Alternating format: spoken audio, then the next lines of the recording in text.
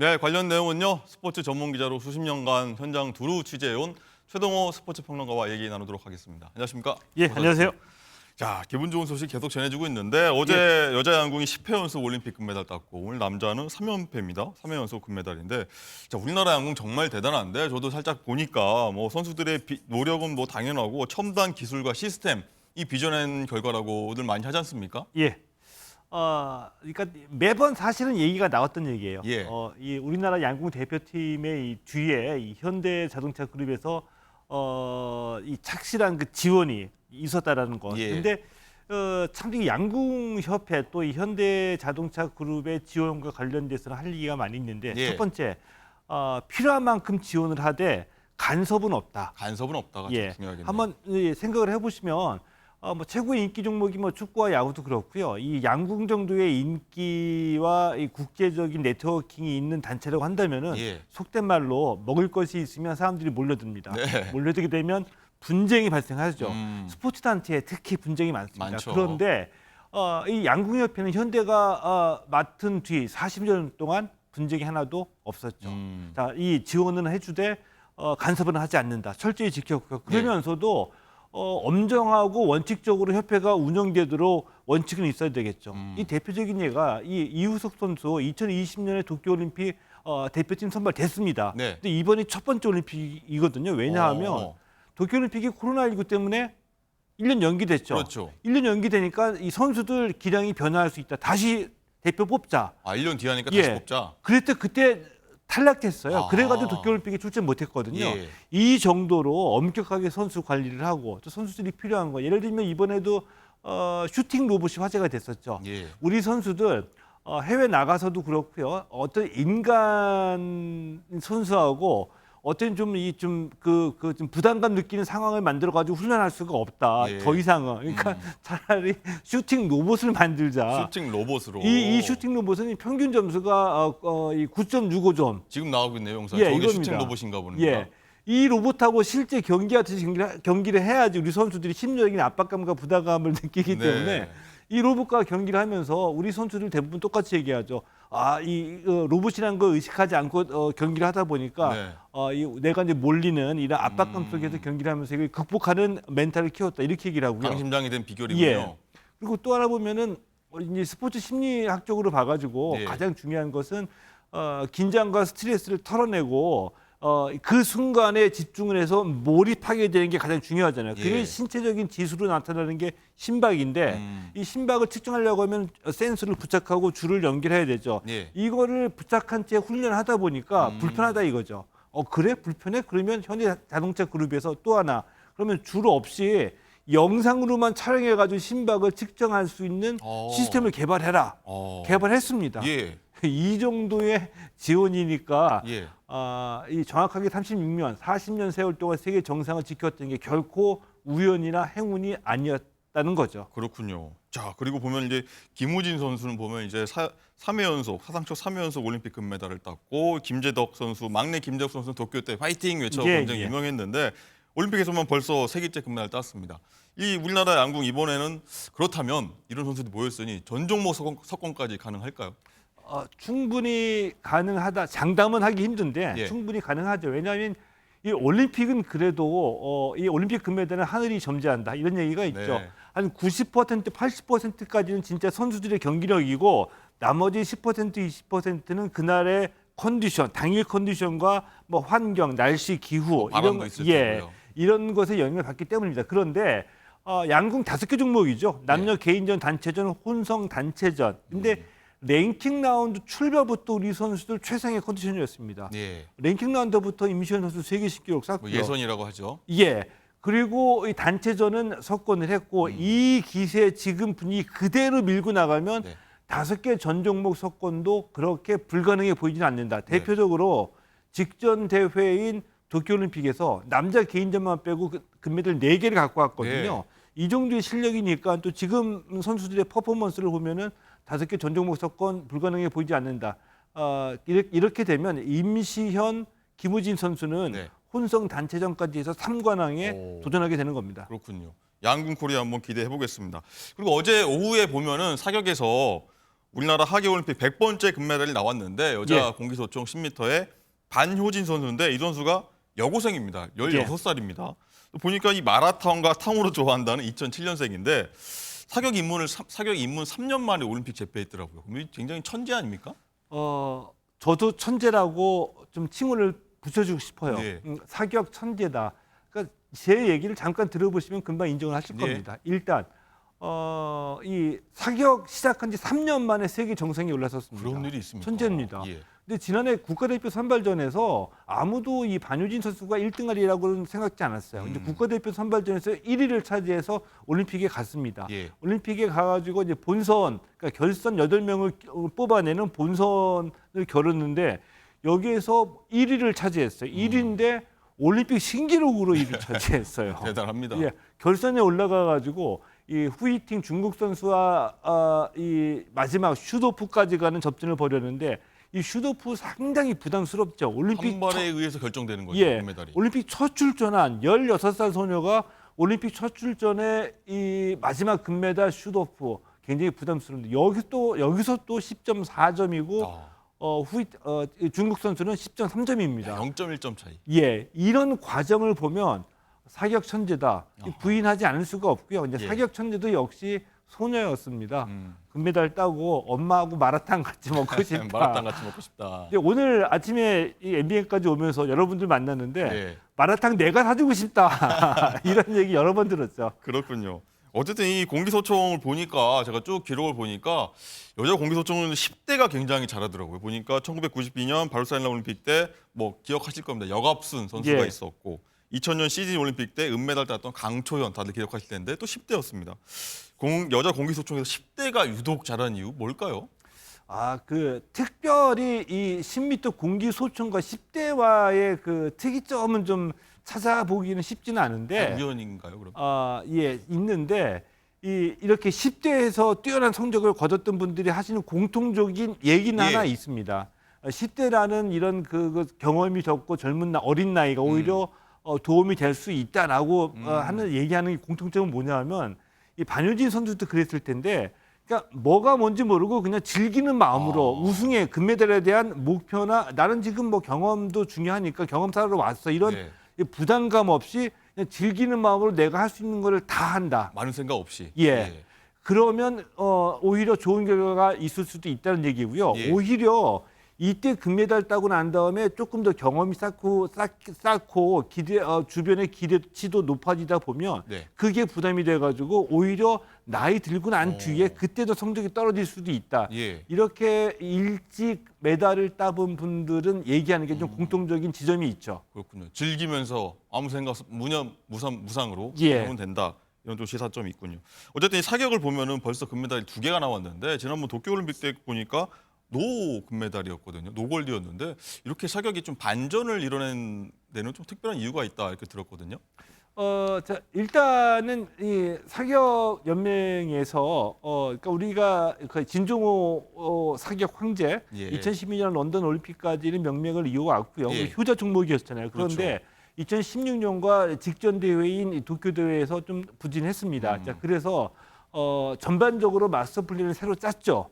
그래서 첫 번째 뭐냐면은 우리 대표팀 선발 방식을 그 전까지는 굉장히 좀 무난했어요. 이 대표 상비군 선수도 불러다가 한꺼번에 다 수십 발을 쏘게 해서 그냥 가장 좋은 성적을 거둔 선수를 뽑았거든요. 일반적인 형태. 예, 이 가장 일반적인데 이렇게 되면 이제 약점이 있죠.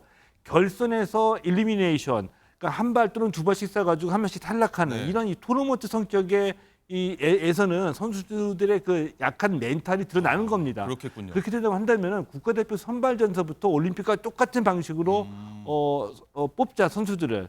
이것이 선수들의 어떤 그 멘탈 강화에 굉장히 좀 도움이 됐고요.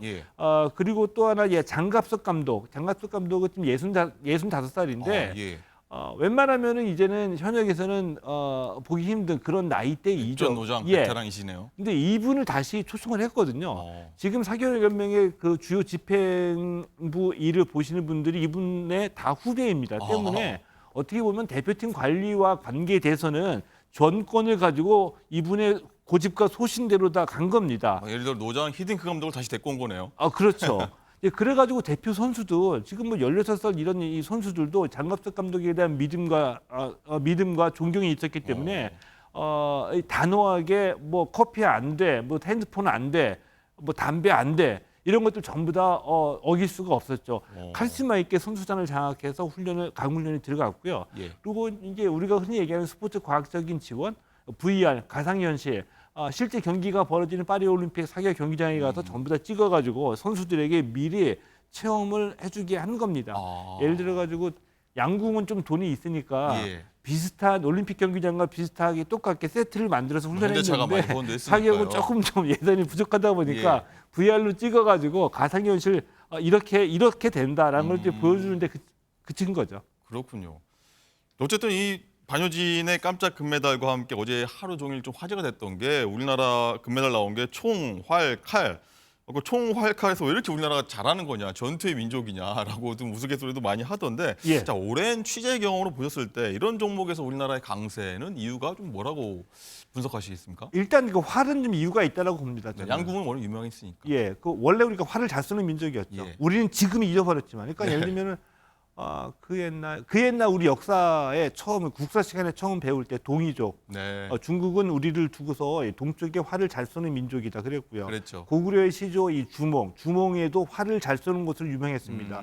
태조 이성계 명궁이었었고요. 네. 조선의 역대 왕들 중에서도 활 잘 쏘는 분들이 많이 있었고 임진왜란 때도 일본은 조총이었지만 우리의 주무기는 활이었습니다. 네. 그래서 이 조선 말기까지 이 활은 그래도 이 문물을 겸비한 선비가 갖춰야 될 필수 덕목 중에 하나였기 때문에 원래 활을 잘 쏘는 민족이었고 이것이 이제 현대 자동차와 같은 이 지원을 받아서 구체적으로 이 발현이 된 거고요. 네. 이 총도 우리가 잘 쏠 수밖에 없는 게 우리 냉전 시대 때 총은 이 사격은 국방 체육 같은 개념입니다. 그래서 그 당시에 이 총 잘 쏘는 거 하나만 가지고 출세하신 분들이 많이 있었고 그만큼 그 당시 군사 정부에서 남북 대결 체제를 강조하기 위해서 사격을 강조했죠. 대표적으로 박근혜 정부 때 그 문체부 차관 잠시에 있었던 박종길 차관, 뭐 선수총장까지 하셨죠. 이분도 총 잘 쏘는 걸로 청와대 경호실에도 근무를 했었고요. 그리고 지금 문민정부 되기 이전까지는 역대 그 사격의 회장들은 전부 다 그 군 출신의 총 잘 쏘시는 분들이 와가지고 사격 굉장히 강조했었죠. 네. 그럼 칼 뭐 있을까요? 칼은 저도 뭐 특별히 찾아보기는 현대 와서 잘한 걸로. 설득력 있게 좀 찾아보기는 힘드네요. 네, 알겠습니다. 역사적으로 좀 봤고요. 자, 마지막으로 저희가 우리나라가 금메달 5개를 벌써 땄는데 사실 우리 애초에 목표가 한 5개 아니었습니까? 벌써 5개, 좀 달성한 건데 몇 개까지 더 가능하다고 보십니까? 쉽지는 않지만 이제 기대되는 종목이 일단 그 남자 사브르 단체전, 펜싱 남자 사브르 단체전 3위 연속 우승 도전하죠. 그리고 양궁에서 이제 3개 종목 남았는데 최소 2개 이상 기대할 수가 있겠죠. 그리고 배드민턴 안세영 선수 여자 단식, 배드민턴 여자 단식이 있고요. 그리고 마지막 남은 이 태권도에서 또 최소 1개 정도를 추가한다면은 최대한 10개까지는 내다볼 수 있고요. 최소 8개에서 10개 정도의 금메달이 가능하다라고 봅니다. 그런데 대한체육회는 왜 금메달 5개라고 엄살이었나요? 엄살이었다고 보는데요. 근데 이게 결정적인 그 실책이나 미스라고 보는데 지금 사격에서 금메달 2개, 은메달 2개잖아요. 대한체육회 전망에서는 사격 금메달이 없었어요. 메달이 없었어요. 근데 이런 전망의 실패는 정보 획득과 정보 분석의 실패라는 점에서 이게 실력일 수도 있는 거죠. 알겠습니다. 자, 어떤 대한민국 화이팅이고요. 더 금메달 더 기대해 보도록 하겠습니다. 오늘 말씀 여기까지 듣겠습니다. 네, 고맙습니다.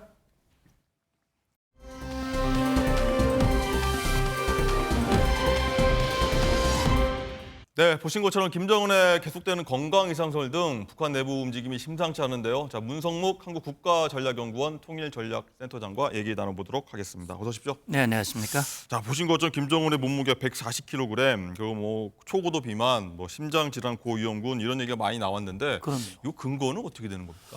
예, 국정원이 아마 그동안 꾸준히 추적을 해온 걸로 알고 있습니다. 뭐 정확한 정보의 그 소스가 무엇인지 밝히지는 않았습니다만. 김정은이 아버지로부터 권력을 물려받은 게 2011년 말이었어요. 그때 당시만 해도 대략 100kg 미만이었던 걸로 알고 있거든요. 좀 홀쭉했던 것 같습니다. 예, 그 이후 한 10년 동안 140kg으로 늘었다가 안 되겠다 그래서 120으로 좀 20kg 줄였는데 다이어트 좀 최근 하고요? 다시 140kg으로 늘은 거거든요. 그래서 김정은이 지금 1984년생이니까 40살입니다. 네. 근데 30대 초반부터 당뇨, 그다음에 고혈압 이런 증세가 있는 걸로 파악을 하고 있고요. 제가 볼 때는 아마 과음, 과식, 그다음에 과도한 흡연, 스트레스 이런 것들이 복합적으로 영향을 주어서 지금 국정원 얘기로는 이 지금 패턴을 바꾸지 않으면 예. 상당히 위험할 수 있다라고 하는 얘기입니다. 그렇군요. 어쨌든 뭐 할아버지와 아버지 모두 뭐 심근경색으로 사망했는데 맞습니다. 가족력도 있다고 봐야 됩니까? 예, 그러니까요. 할아버지인 김일성이가 1912년생이고 82세에 심근경색으로 사망했습니다. 예. 근데 그 아버지인 김정일은 그보다 10여 년 더 짧게 살았어요. 그렇죠. 그러니까 71세 역시 급성 심근경색으로 사망을 했습니다. 그러니까 지금 김정은 건강으로 보면 할아버지나 아버지보다도 오히려 더 열악한 상황이라고 볼 수 있습니다. 그러면 좀 건강 관리 본인이 스스로 했었어야 예, 되는 거 근데 아닌가요? 사실은 건강 관리를 그보다 더 잘하는 사람이 어디 있겠습니까? 최고의 의사, 최고의 뭐 약품 뭐 이런 걸로 관리를 했겠지만 예. 그러나 지금 가족력도 있고 또 본인이 제가 볼 때는 아마 아까도 말씀드렸습니다만 그 중에 가장 큰 원인은 저는 스트레스가 아닐까 싶어요. 그래서 심한 우울증이 있고 관련된 약도 복용하는 걸로 알고 있거든요. 그러니까 밤에 잠을 제대로 자질 못하고 그러다 보니까 체중이 너무 많이 나가니까 신발이 맞질 않아 가지고 추운 겨울에도 샌들을 신기도 하고. 그랬죠. 저 모습 봤습니다. 예, 그래서 이게 지금 상당히 건강 상태가 안 좋은 것이 결국 후계 구도를 빨리 재촉하는 그런 원인이 될 수도 있다라고 하는 것이 우리 전문가들의 분석입니다. 어쨌든 이 복용하는 약이 있을 것 같다고 추정하셨는데 지금 국정원 정보 보면은 다른 약을 찾아야 된다. 뭐 이런 동향이 좀 파악됐다고 하는데 자, 그럼 건강 상태가 더 심하다고 볼 수가 있을 텐데 이런 예. 부분은 좀 어떻게 저희가 추정해 볼 수 있을까요? 예, 그러니까요. 지금 다른 약들을 찾고 있다라고 하는 것은 뭐 내부에서도 찾겠지만 네. 사실 북한 내부에서 뭐 명약을 생산하는 것도 아니고 있으면 벌써 찾았겠죠. 그럼요. 그러니까 아마 제가 볼 때는 해외 공간들을 가지고 있기 때문에 해외 공간을 통해서 지금 당뇨, 그다음에 고혈압, 그 외에도 우울증이라든지 지금 상황을 뭔가 타개하게 전환시키기 위한 좀 특별한 약을 구하는 동향이 아마 국정원 정보망을 통해서 포착이 된 것 같아요. 그렇군요. 그러니까 북한 내부에서도 지금 건강 문제를 굉장히 심각하게 접근하고 있다.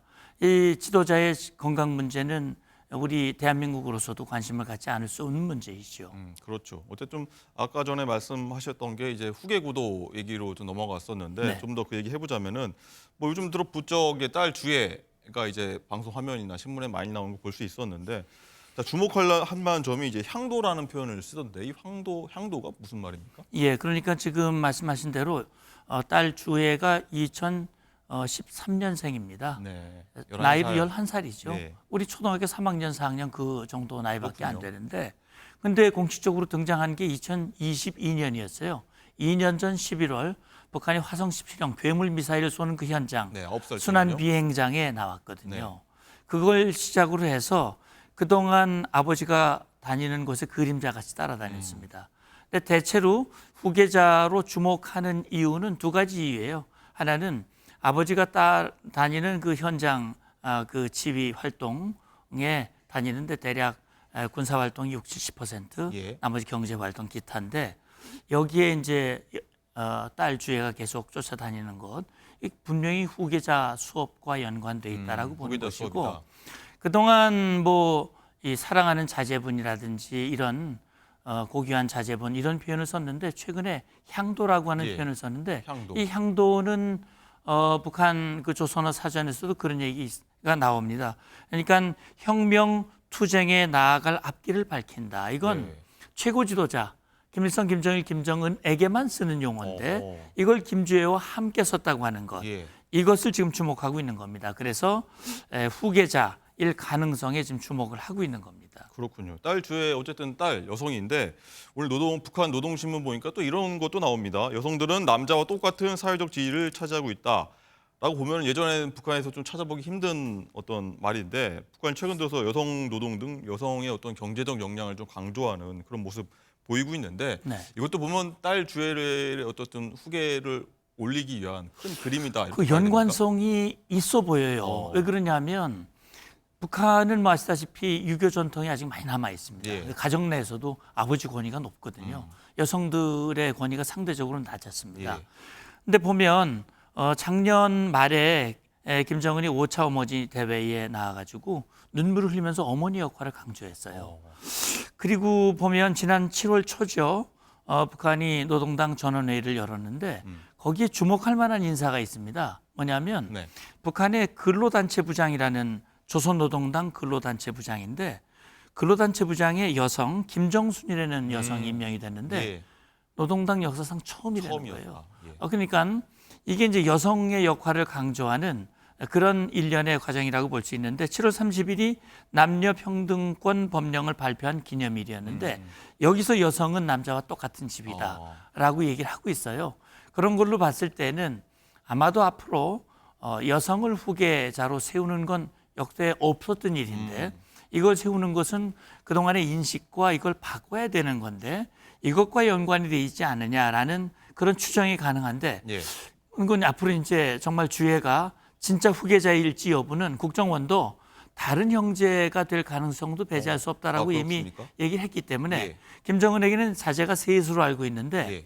여기 아들도 있다는 얘기가 있거든요. 뭐 첫째랄지요. 예. 그래서 이 아들이 있다는 얘기인데 이 아들을 내세우지 못하는 이유가 뭔지는 아직 확인할 수는 뭐 없습니다. 건강 이상 소리 등 많은 얘기가 나오고 나오고 있는데 있죠. 확인되지는 않고 있죠. 예. 그래서 지금 국정원도 조심스럽게 김주애를 확정하지는 아직 못하고 네. 바뀔 가능성도 여지를 남기고 있습니다. 그렇군요.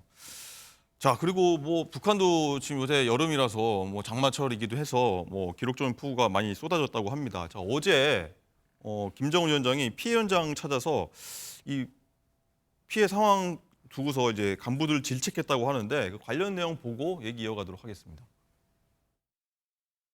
경의하는 김정은 동지께서는 피해 복구 대책을 철저히 강구하는 것도 중요하지만 오늘의 엄중한 사태가 보여주는 심각한 교훈 또한 다시금 짚고 넘어가지 않을 수 없다고 말씀하시면서 큰 물 피해 방지 대책을 전혀 세우지 않아 불필코 재난적인 상황을 초래하고야만 해당 국가기관과 지방의 일꾼들의 직무태만 행위를 엄하게 질책하셨습니다.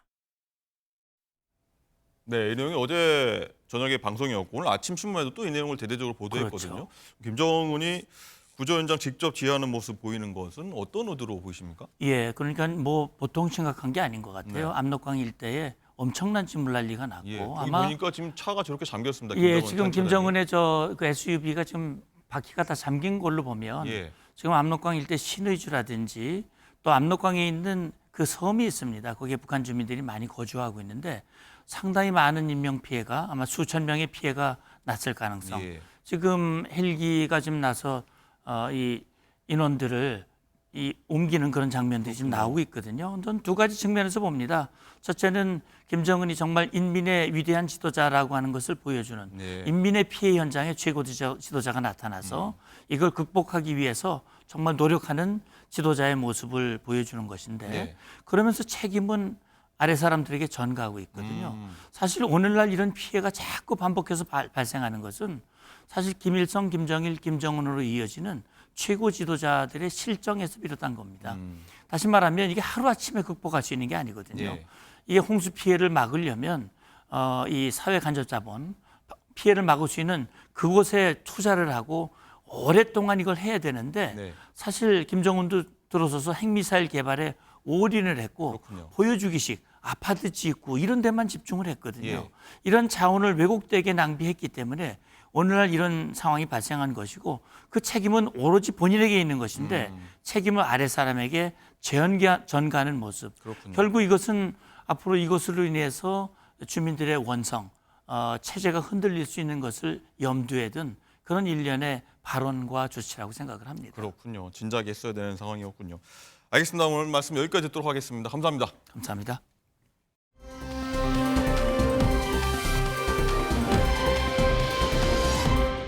자, 이번엔 정치권 소식 살펴보겠습니다. 자, 국회는 며칠째 방송 4법 관련해 필리버스터 대응과 종결을 반복하면서 대치를 했죠. 자, 관련해서 많은 일이 벌어지고 있는 국회로 가보겠습니다. 자, 김태희 기자, 자, 여야의 충돌 속에 방송 4법 개정안이 조금 전에 통과됐다고요? 네, 오전 9시쯤 더불어민주당이 추진하는 방송 4법의 마지막 법안 EBS법 개정안이 야당 단독으로 국회를 통과했습니다. EBS법 개정안은 EBS 이사수를 현행 9명에서 21명으로 늘리고 이사 추천 권한을 학회와 시민사회로 다양화하는 내용을 담고 있습니다. 재석 189인 중 찬성 189인으로서 한국교육방송공사법 일부 개정 법률안 대안은 가결되었음을 선포합니다.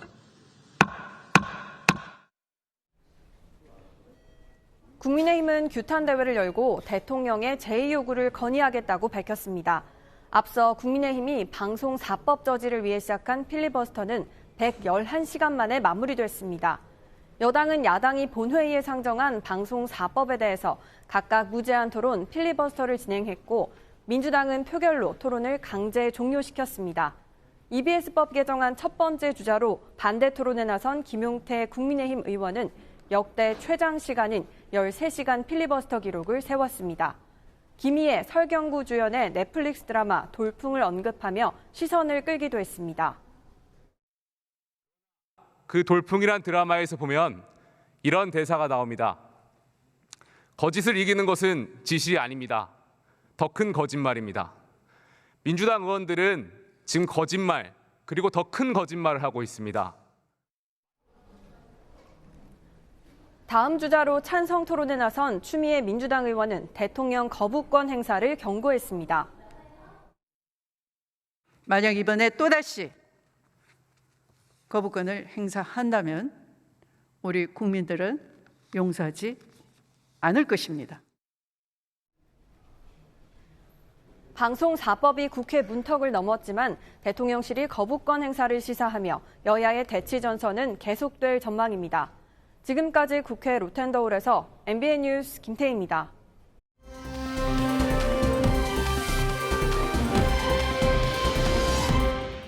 네, 정치 이슈는 전문가들과 자세히 짚어보도록 하겠습니다. 안녕하십니까? 안녕하세요. 어서 오십시오. 자, 앞서 들으신 대로 이 필리버스터 소모전 속에 어제 국회에선 이 탈북자 비하 발언까지 터져 나와서 많이 논란이 됐습니다. 먼저 영상으로 확인해 보겠습니다. 국회의원의 어떤 면책특권을 남용한 한 인간에 대한 심각한 인신공격, 명예훼손, 집단공격, 인민재판이 아닌가 이런 생각이 듭니다. 전체주의 국가에서 생활하시다 보니 민주주의적 원칙이 안 보이십니까? 인민재판이라는 표현을 여기서 쓰는 게 말이 됩니까? 제가 아까 대화 과정에서 전체주의 운운한 부분에 대하여 깊이 사과드립니다. 그리고 박충건 위원님께서 사선을 넘어서 자유주의 국가, 민주국가 대한민국으로 오신 부분에 대해서 경의를 표합니다. 저는 제 발언을 속기록에서 위원님들이 양해해 주신다면 삭제할 것을 요청드립니다. 사과드립니다. 네, 최민희 과방위원장이 박충건 탈북 출신입니다. 박충건은 향해서 이런 말을 해서 논란이 많이 됐던 건데, 자, 이정훈 실장님 어떻게 보셨는지 궁금합니다. 이 여당 의원들은 뭐 인격살인이다 얘기했고 한동훈 대표도 탈북 동료에 쓸 말이냐 강하게 비판했어요. 자, 이건 최민희 위원장이 즉각적인 사과 그 자체는 제가 인정을 합니다. 또 평가를 하고 싶은데 문제는 사과로서 그칠 일은 아니라고 봅니다. 이게 바로 혐오 발언이거든요. 혐오 발언인 건 다른 게 아니고 인종, 지역, 출신 지역, 그다음에 출신 국적, 그다음에 성별, 이런 종교, 이런 것을 비화로 해서 특정한 집단을 모욕하는, 그러니까 특정한 집단에 대한 편견을 부추길 목적으로 의도적으로 하는 발언이라고 되어 있습니다. 지금 민주당이 차별금지법을 왜 만들려고 했죠? 바로 이런 혐오 발언들을 없애자. 그래서 형벌을 주자 이겁니다. 그런데 문제는 이겁니다. 독일도요, 통일의 가장 걸림돌이 서독인들의 동독인들에 대한 폄하였어요. 그런 폄하 발언을 어떻게든 없고 그런 인식을 못하게 하게끔 형벌해서 3년형을 때립니다. 네. 그런 특정 집단에 대한 어떤 혐오 발언이 있으면 그렇게 통일에 장애가 되는 발언들이거든요. 임수경 전 의원이 2012년 6월 1일 날 탈북 대학생에게 근본도 모르는 탈북자들이 어디 국회의원한테 대드냐, 자신한테 대드냐라는 발언이 엄청나게 민주당에 어떤 상처를 갖고 있거든요. 트라우마를. 그런데 최민희 위원장이 지금 12년이 지난 지금 그런 발언, 탈북자에 대한 이런 모욕적인 어떤 발언을 했다. 이건 물론 개인이 사과를 했지만 그러나 단순한 어떤 사과로 그칠 일은 아니라고 봅니다. 예. 뭐 중간에 말씀하신 때린다는 뭐 선고한다 정도로 순화를 저희가 한번 하도록 하겠고요. 자, 최민희 위원장이 오늘 오전 라디오에 출연해서 다시 한번 사과를 했습니다. 그 내용까지 한번 더 보겠습니다. 김영 간사와 제가 항의하는 과정에서 나온 발언인데요. 네, 그러나 그 발언이 본인 그 당사자에게 매우 불쾌감을 주었다라고 느껴서 제가 사과했습니다. 그리고 오늘도 계속 생각 중입니다. 생각 중이라는 건 무슨 말씀이세요? 제가 한 발언에 대하여 저 스스로 생각하고 있습니다. 네, 장윤주 부위원장님. 어제도 2번 사과를 했고 오늘도 사과한 반에서 생각 중이다라고 얘기를 했는데 민주당 같은 당으로서 어떻게 보셨습니까? 사실 저런 이제 이야기들 특히 이제 본인도 뭐 바로 즉각적으로 사과를 했기 때문에 그런 부분들은 저는 또 정치인의 사과로서 또 평가해줄 부분이 있다라고 생각합니다. 지금 정치권이 여야를 떠나서 분명히 잘못된 발언을 했거나 또는 부적절한 발언이 나왔음에도 또 사과하지 않는 모습을 보여주는 정치인들도 있기 때문에 그것에 비하면 또 평가를 해줄만 하다라는 생각은 들지만 앞서 이종호 실장님이 이제 설명해 주신 것처럼 일단 그 의원의 어떤 개인적인 이력과 관련된 이야기들이 나왔기 때문에 좀 부적절했다라는 측면은 분명한 것 같고요. 그렇기 때문에 위원장이 스스로 그 부분을 인정하고 또 즉각적으로 사과를 했기 때문에 이런 부분들은 또 어느 정도 또 더 이상 소모적으로 소비되지 않고 넘어갈 수 있는 부분이라고 생각은 듭니다. 그러나 앞으로 이제 뭐 과방위가 됐던 다른 상임위가 됐던 당연히 여야 간에 치열하게 논쟁하고 토론할 수 있겠지만 적어도 뭐 의원 개별적인 뭐 개별 사와 관련해서 서로 인격 모독적인 그런 이야기들이 나오는 부분들을 서로 자제해야 되지 않겠나 생각합니다. 네. 자, 그런데 이 최민희 위원장 같은 경우에 이번에 이진숙 후보자 인사청문회 관련해서도 이 뇌구조에 문제가 있다 이런 말이 좀 발언에서 여당 측에 좀 비판이 있었는데, 근데 그때 최 위원장이 이 판단과 발언을 유지하겠다라고 하면서 사과를 하지 않아서 이 부분도 사실 좀 뭐 얘기가 많이 나오는 것 같습니다. 자, 우리가 어떤 발언을 했을 때 상대방이 그것을 어떻게 받아들이느냐가 중요해요. 내가 내뱉은 말의 수준을 내가 판단하는 것이 아니라, 그렇다면 우리가 보통 상식적으로 생각을 할 때 그러니까 뇌 등 신체 일부를 가지고 와서 이상하다라고 이야기한다면 그건 모욕적 발언입니다. 팔도 마찬가지고 손도 마찬가지고 다리도 마찬가지고 어깨, 가슴 다 마찬가지입니다. 그런 신체의 일부 부위로 이상하다든가 혹은 남들과 다르다든가 이렇게 이야기하면 당장 그것은 모욕적 발언으로 인식됩니다. 이제는 뇌 역시 마찬가지입니다. 지금 이진숙 후보자의 뇌를 직접적으로 언급해서 이상하다라고 이야기한다면 그것이 상식적으로 그 안에 있었던 사람이든 아니면 국민들이든 같은 공동체를 살아가는 사람으로서 저런 소리를 들어도 전혀 이게 모욕적이지 않은 발언이야 라고 인식할 수 있는 사람이 얼마나 있겠습니까? 이것 역시 최민희 가방위원장은 사과를 해야 된다고 봅니다. 예. 국민의힘 같은 경우에는 국회윤리위원회에 일단은 최 위원장을 제소하기로 한 모양인데, 장윤주 부위원장님, 이 관련해서 이것도 사과를 해서 뭐 제소 안 당하는 것, 이런 것도 방법이 있지 않을까 싶기도 한데 어떠십니까? 글쎄요, 물론 이 발언 2개 다 또 국민들 보시기에는 부적절하다라고 보실 수도 있겠지만 저는 조금 결은 다른 것 같습니다.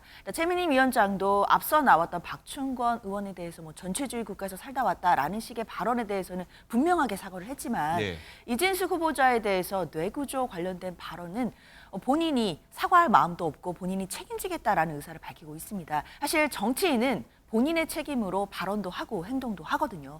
그런데 왜 최민희 위원장이 이 뇌구조와 관련된 말은 철회하지 않겠다라고 했는지 그 맥락을 짚어본다라고 한다면 많은 국민들이 좀 경악하셨던 부분이 있습니다. 청문회 과정에서 이진숙 후보자에게 위원장이 위안부가 강제적이었느냐라는 것을 질문했을 때 논쟁적인 사안이라 답변하지 못한다라고 답변을 했었거든요. 예.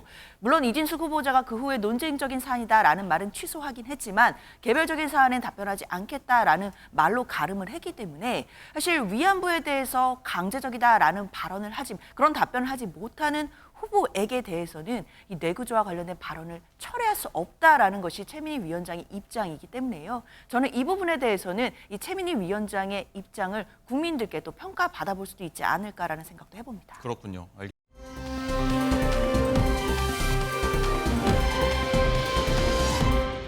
그리고 국민의힘 한동훈 당대표가 취임 후에 처음으로 방송 출연했는데 저희 MBN에 어제 첫 단독 인터뷰를 했습니다.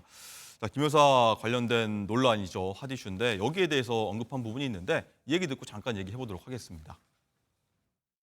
원래 제3 그 장소에서 수사하는 게 불가능한 건 아닙니다. 그렇지만 이 사안 자체가 받고 있는 여러 가지 관심들을 감안한다면 검찰청에서 조사하는 방식을 선택했었더라면 국민들께서 조금 더 편하게 보시지 않았을까 하는 정도. 이 사안에서 무슨 특검을 한다 이런 말들은 좀 그 효용성이라든가 이런 맞지 않고요. 사법 시스템에 맞지 않고 이미 재판이 1심도 아니고 항소심을 앞두고 있는 상황이고요. 그렇기 때문에 이 특검을 하기엔 적절하지 않은 사안이고요. 그리고 가방 이슈는 사실 동영상까지 나와 있잖아요. 이 두 사안 지금 단계에서 특검을 논할 만한 사안은 아니라고 봅니다. 자, 장윤주 부위원장님 이 생각 어떻게 되셨는지 궁금한데 이제 국민 눈높이 받지 않았다 이런 입장을 재확인한 건데 보면 이제 구체적으로는 비공개 소환 조사를 하는 게 맞는데 이제 대신에 검찰청에서 조사를 했어야 한다 이런 의견입니다. 어떻게 보셨습니까? 그렇죠. 저는 이원석 총장의 입장과 좀 결이 같은 것 같습니다. 이원석 총장도 김건희 여사의 그 제3자 장소에서의 그 소환이 있고 난 후에 국민께 원칙이 지켜지지 않아서 사과를 드렸었거든요. 그 원칙이라는 것은 법 앞에서는 예외도 성역도 특혜도 없다라는 원칙입니다. 당연히 김건희 여사에게도 그 원칙이 적용돼야 되는 것이 마땅하다라는 것이 국민 대부분의 생각일 거라고 생각이 들거든요. 그런데 이제 한동훈 대표 같은 경우에는 지금 국민 눈높이를 말씀하시면서 검찰청에서 조사를 받는 것이 더 바람직했다라는 말씀하셨는데 그 말씀에는 저도 동의를 합니다. 네. 다만 지금 계속 덧붙이는 말씀이 그렇기 때문에 김건희 여사에 대한 특검 같은 경우에는 지금 논의할 사안이 아니다라는 말씀도 덧붙이셨는데 네. 저는 약간 말이 앞뒤가 안 맞는 것 같다라는 생각이 들거든요. 왜냐하면 명품백 수수 의혹과 관련해서는 특히 이제 도이치 모터스도 그렇고 수사를 받은 장소가 제3의 장소였다라는 것 국민의 눈높이에 맞지 않습니다. 그렇다면 국민들께서 이 수사가 제대로 되고 있지 않다라고 생각하실 수 있는 것이고 그리고 한동훈 대표가 말씀하신 것처럼 이미 동영상까지 나와 있는데도 불구하고 왜 이렇게 수사가 지지미빈하고 또 다른 국민들과는 다르게 특혜성 수사가 있는 것인지 의문을 가질 수밖에 없거든요. 예. 이런 상황이 오히려 김건희 여사에 대한 특검에 대한 명분을 주고 있다라는 생각이 들기 때문에 한동훈 대표의 말이 좀 앞뒤가 다른 거 아닌가라는 아쉬움이 있습니다. 그렇군요. 자, 그리고 오늘 보도 보면은 대통령실이 김 여사 활동 공식 보좌하는 제2부속실 설치에 착수했다 이런 얘기가 나오고 있는데 이종호 실장님 어떻게 보십니까? 이 뭐 소모적인 논란을 이 부속실을 설치함으로써 정리가 될 거라 보십니까? 필요 충분 조건은 안 되지만 필요 조건은 된다라고 생각을 해요. 이 단계는 사실 꼭 했어야만 하는 단계였습니다. 그리고 또 특별감찰관 역시 열려져 있습니다. 대통령실이 바뀌고 있다라는 그런 메시지를 주기에 충분은 하다고 생각은 합니다. 예. 하지만 만시지탄은 있죠. 당연히 했어야만 했고 그것이 지금 대통령실에서 이야기했던 2년 동안 되풀이돼서 이야기했거든요. 네. 그런데 그것을 이제서야 어쨌든 실현을 하고 지금 김건희 여사와 관련된 문자라든지 또는 카톡이라든지 이런 것들이 공개되면서 상당히 대통령실이 영부인과 관련된 어떤 일정을 굉장히 리스크를 떠안고 하고 있다라는 국민적 비판이 지금 굉장히 높아졌어요. 네. 그렇기 때문에 저는 제2부속실은 당연히 했어야만 했는데 지금 했고 그다음에 특별감찰관까지 어쨌든 국회에 한동훈 대표가 그러니까 야당과 풀어나가서 특별감찰까지 하면 네. 상당히 김건희 여사와 관련된 여러 가지 잡음이나 의혹들이 좀 잠재워지지 않을까 싶습니다. 알겠습니다. 추이는 더 지켜봐 보도록 하겠고요. 두 분 말씀 여기까지 듣겠습니다. 감사합니다.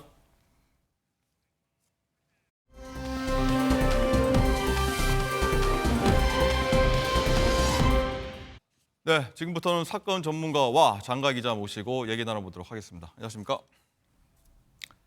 자, 며칠 전에요. 유명 정신과 의사가 운영 중인 병원에서 환자가 갑자기 방치된 끝에 숨졌다 이런 소식이 들려서 그냥 논란이 커지기 시작했습니다. 자, 이 유명 정신과 의사도 누구냐 여기에 대한 추측이 무성했었는데 장가 기자, 이 사건 자체 모르시는 분들 위해서 이번 사건 어떤 사건인지 좀 설명 좀 해볼까요? 네, 우선 이게 알려지게 된 게요. 며칠 전 한 언론사에서 제보를 바탕으로 보도가 됐습니다.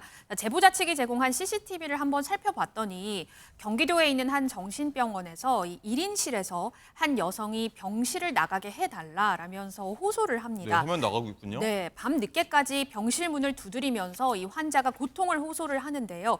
밤 늦게까지 문을 계속 두드리니까 간호조무사와 보호사가 병실에 들어와서 환자에게 약을 먹인 뒤 이 환자를 침대에 묶었습니다. 자, 그런데 이 환자가 코피를 흘리고 숨을 헐떡이니까 결국에는 묶었던 손과 발을 풀어줬는데요.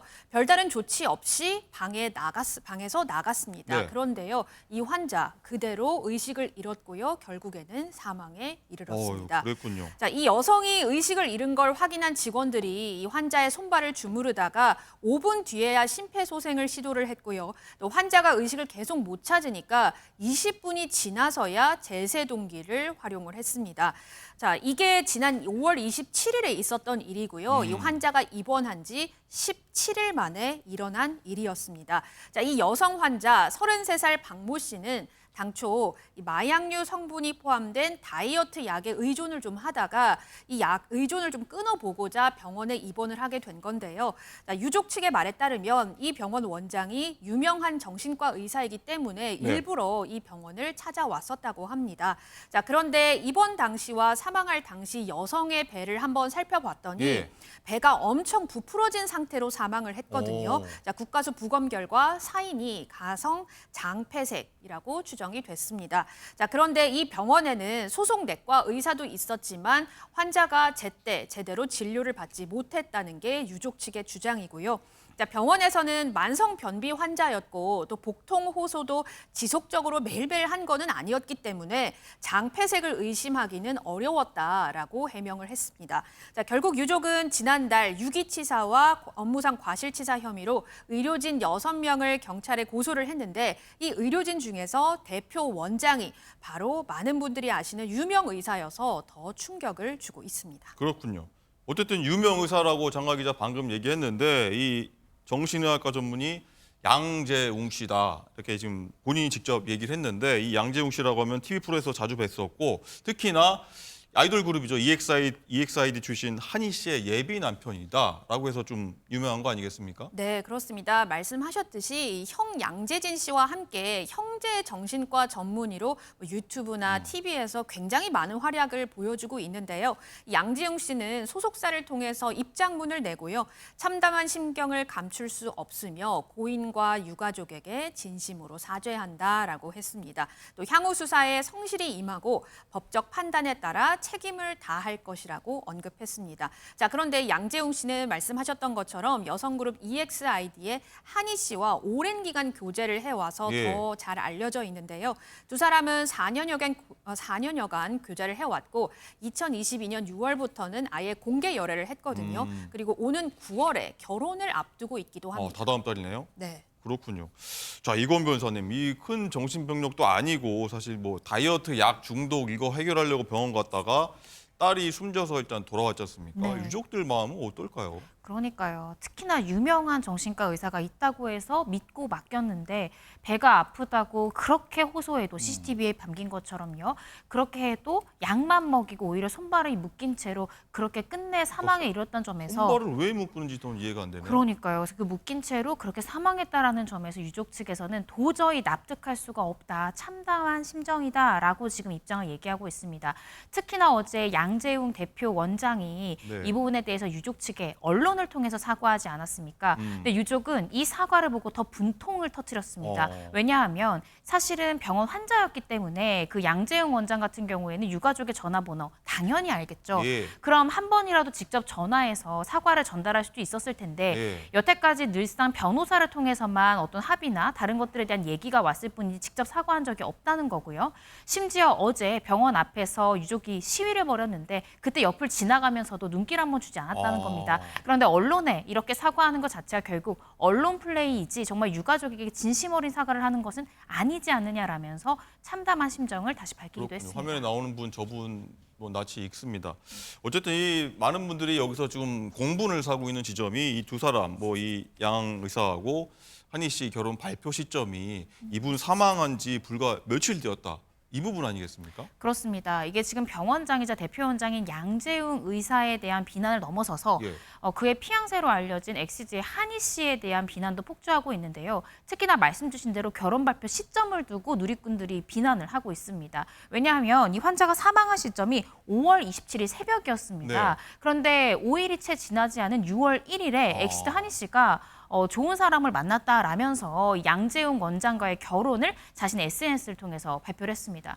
그래서 이 부분을 발견한 누리꾼들이 아니 지금 어떤 의도이신지 여쭤봐도 되냐라면서 유가족 슬픔에 아랑곳 안 하고 어떻게 사망 사실을 알고서 이런 발표를 할 수 있느냐라는 이 비난성 댓글들이 달리고 있습니다. 그렇군요. 어떤 공인이라면 조금 더 세심했어야 되지 않나 이런 생각도 드는데 어쨌든 이 모습 상황을 지금 보는 누리꾼들도 어떻게 보면 좀 많이 열받아서 선 넘는 발언, 뭐 글까지 좀 많이 작성하고 있다고 해요. 그렇습니다. 여러 가지 댓글들이 달리고 있는데요. 이 엑시드 한희 씨를 향해서 한희야 결혼 안 하면 안 되냐, 사람이 죽었다라면서 네. 마치 사람이 죽은 책임조차도 이 엑시드 한희 씨에게 좀 책임을 돌리는 듯한 댓글들도 달리고 있습니다.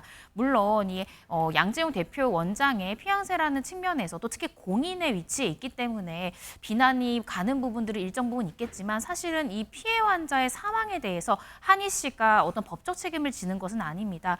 그래서 이 한희 씨를 향한 돈 없는 댓글들은요. 네. 모욕죄나 명예훼손죄가 될 수 있기 때문에 자제하는 것이 바람직하지 않나라는 생각이 듭니다. 그렇군요.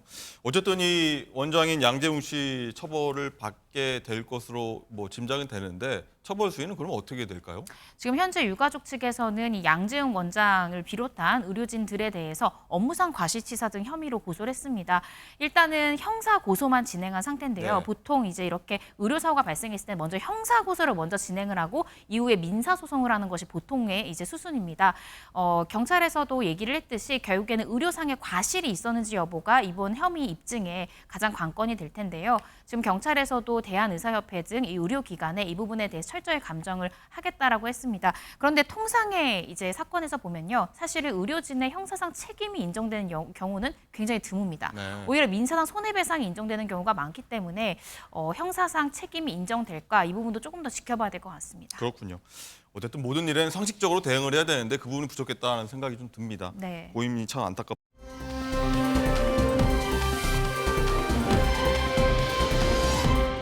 자, 그리고 다음 사건은 짧게 볼 텐데 가수 이선희 씨의 얘기입니다. 법인카드 사적 유용했다는 혐의를 받아서 재판을 받고 있는데 장가 기자, 일단 보면 이 혐의로 검찰에 넘겨졌다는 소식 접했던 것 같은데 드디어라고 표현해야 될까요? 이 재판부의 판단이 나온 것 같아요? 네, 그렇습니다. 말씀하신 것처럼 이선희 씨가 사적으로 법인카드를 사용한 혐의로 벌금형의 약식 명령을 받았습니다. 자, 우선 왜 이선희 씨가 이런 판결을 받게 됐는지 짧게 말씀을 드리자면 지난해 가수 이승기 씨와 당시 소속사 후크 엔터테인먼트 대표 권진영 씨 간에 수익 미정산 논란으로 여러 각종 잡음이 일었는데 여기서 이선희 씨의 책임론이 일었습니다. 왜냐하면 이 후크 엔터테인먼트에서 이선희 씨도 오랜 기간 등기 임원으로 등재가 돼 있었고 또 이선희 씨가 차린 또 엔터테인먼트 회사가 있었는데 거기에 또 후크 엔터테인먼트 대표 권진영 씨가 또 이사로 등재가 돼 있어서 두 사람이 그러면 사실상 경제 공동체 아니냐 이런 얘기가 나왔었거든요. 또 권진영 씨가 과거에 이선희 씨의 매니저 역할도 했었기 때문에 더 그런 의혹이 있었습니다. 그래서 권진영 대표의 횡령 의혹 수사 중에 이선희 씨의 배임 의혹도 함께 수사가 진행이 됐던 부분이고요. 자, 이선희 씨는 그래서 입장문을 내고 이 후크 엔터테인먼트 관련 의혹에 대해서는 자신이 문제가 없는 걸로 수사기관의 판단을 받았고, 자, 다만 자신이 세운 회사에서 자신이 사용한 법인카드 내역 중에서는 일부가 업무상 사용 증명이 어렵다고 하더라. 그래서 벌금형의 약식 명령이 내려졌고 자신은 반성하는 마음으로 겸허히 받아들이겠다라고 했습니다. 자, 그러면서 40년간 자신이 공인으로 살면서 작은 것에도 소홀함 없이 매사를 철저히 해야 하는데 잘 모른다는 핑계로 놓친 게 많다. 반성한다라고 했습니다. 그렇군요. 자, 이건 변호사님. 어쨌든 이선희 씨는 지난해 보면은 이제 혐의에 대해서 완강히 좀 부인을 했었는데 재판 판단 나온 이후에 뭐 이제 사과한다, 좀 미안하다는 식으로 이렇게 태세를 바꿨지 않습니까? 네. 뭐 어떤 의도로 좀 봐야 됩니까? 원래 사실은 이게 법인카드에 대한 사적 유용이거든요. 이때는 이제 혐의를 부인하는 경우가 많습니다. 수사기관, 수사 단계 때는. 그러다가 이제 소명 자료를 제출을 이제 경찰이나 검찰에서 요구를 하는데요. 최대한 소명 자료를 제출하고 결국 제출하지 못한 부분에 대해서만 검찰에서는 인정이 되어서 약식 기소한 것으로 보여집니다. 그래서 이제 아마 소명 자료 제출 과정에서 이선희 씨도 자신이 놓쳐진 부분이 무엇인지 깨달았을 가능성도 있고요. 그래서 이제 검찰 처분의 결과인 약식 기소에 대해서는 내가 승복하고 이 부분은 내가 부주의했기 때문에 인정하겠다라는 입장인 것 같습니다. 그렇군요. 좀 공교롭게인지 모르겠는데 또 안타까운 점도 어제 이선희 씨의 데뷔 40주년이기도 했는데 축하받아야 할 날에 좀 사과를 하게 돼서 조금 상황이 아이러니한 것 같습니다. 맞습니다. 40주년이었는데 이게 또 불미스러운 일로 사과를 올리게 돼서 굉장히 이선희 씨 입장에서도 좀 난처하지 않았을까 싶은데요. 이 부분에 대해서 오랜만에 인사드리면서 안 좋은 소식까지 전하게 되어서 굉장히 송구하다라는 입장을 밝히기도 했습니다. 그렇군요. 마지막으로 이 사태로 인해서 한때는 좀 가족만큼 가까웠던 이승기 씨, 네. 가수 이승기 씨가 제자인데 관계도 좀 멀어진 것 같아요. 그렇습니다. 안타깝습니다. 네, 호크 엔터테인먼트와 이제 이승기 씨가 소송이 진행됐다는 건 많은 분들 아실 텐데요. 이 사이에서 이선희 씨가 스승으로서 결국에는 방관했던 것이 아니냐, 방조의 책임을 져야 되는 것이 아니냐 여러 가지 말들이 나왔습니다. 예. 근데 이에 대해서 이승기 씨나 이선희 씨 공식적인 입장을 밝히진 않았는데요. 작년에 이루어진 이승기 씨 결혼식에 이선희 씨가 불참하면서 둘 사이가 좀 악화된 것이 아니냐 이런 이야기들이 나왔습니다. 자, 그렇군요.